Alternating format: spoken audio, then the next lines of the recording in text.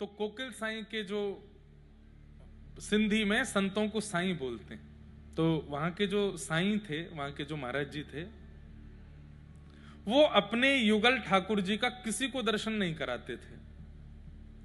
कोई अगर उनके पास आ जाता था, आकर के कहता, तो उसको पहले तो दक्षिणा देते। सब लोग कथा सुन लो, बीच वाली माता जी बैठ जाओ, आप किसी और को बुला रही हैं, हमारा ध्यान आप पे जा रहा है। इधर सुन लो, सब लोग सुनो। तो कोकिल साईं जी वो अपने ठाकुर जी का दर्शन किसी को नहीं कराते थे। कोई अगर उनके पास पहुंच जाता ना, तो उसको देख के वो इतने उत्सुक हो जाते, उसको बुलाते, इधर आओ, ये लो 100-200 रुपया लो, कम लग रहे हैं और दूं? नहीं नहीं, हमें ये नहीं चाहिए, हमें तो दर्शन करने। बोले तू बैठ, तो 500 रुपया ले ले। बंटवारे से पहले 500 रुपया दे देते। फिर वो तो भोजन करोगे, रोटी दाल चावल सब्जी सब पवाते प्रेम से, खूब पेट भर जाता, तृप्त हो जाता, दक्षिणा भी दे दी। वो कहते महाराज जी आपने सब दर्शन तो करा दो। दर्शन नहीं कराऊंगा, इसीलिए तो तुझे धन दे रहा हूं, अन्न दे रहा हूं, लोभ दे रहा हूं कि तू भाई यहीं से लौट जा, ठाकुर जी के सामने मत जा। क्यों? बोले मेरे प्रिया प्रियतम बड़ी कृपा करके मेरे पास आए हैं, अगर तूने उनके सामने जाकर के कुछ मांग लिया तो वो संकोच में आ जाएंगे, इसलिए मैं उनके दर्शन नहीं कराऊंगा। जो चाहिए मुझसे मांग ले, उनसे नहीं मांगना।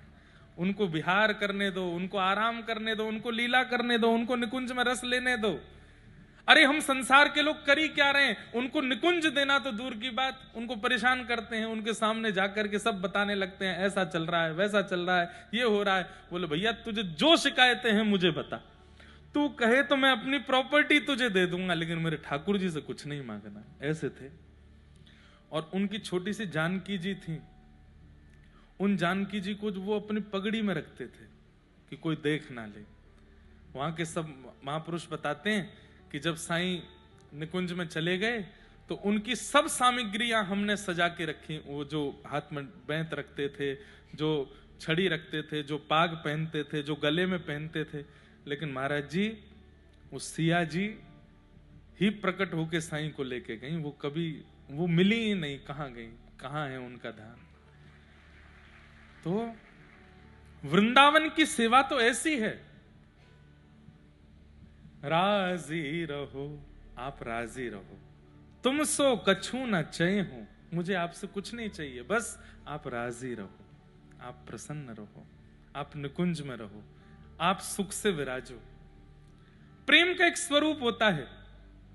पत्नी पति से प्रेम करती है, पति पत्नी से प्रेम करता है।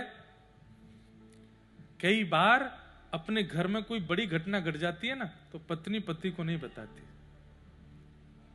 पति गए हैं दूर, रोज बात करेगी, रोज हंसकर के बात करेगी, रोज खुश होगी, और उनको ऐसा बिल्कुल कॉन्फिडेंशियल रखती है कि घर में सब ठीक है।